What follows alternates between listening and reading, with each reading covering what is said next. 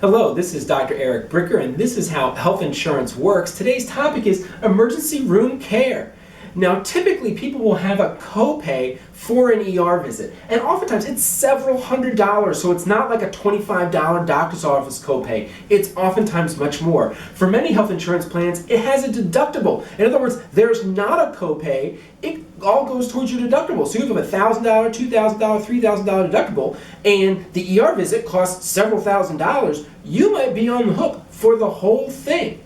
Now, oftentimes there are two bills for an ER visit. There's a bill for the hospital and there's a bill for the doctor, him or herself. Now the problem is oftentimes the ER doctors are out of network. That means that just the bill for the physician, for the doctor itself, could be several $1,000s just for the doctor, or like at least $800, and it would fall to your out-of-network deductible. So let's say you had already reached your in-network deductible, then it would go to your out-of-network deductible and you would still have to pay for it.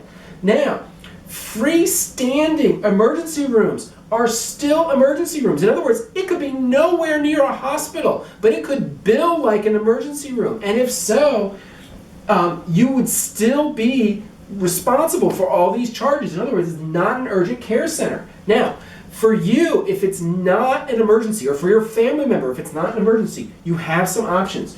You can oftentimes use telemedicine through your insurance company. In other words, calling a doctor on the phone 24 hours a day. You could look at your insurance website for urgent care centers, and you would know that they were really urgent care centers because on the insurance website they would say so. So that's the source of what the urgent care center is your insurance website. Okay, and then lastly, you could call your own doctor's after-hours phone service or their phone numbers. So this is a brief summary of how emergency room care works, and thank you for watching.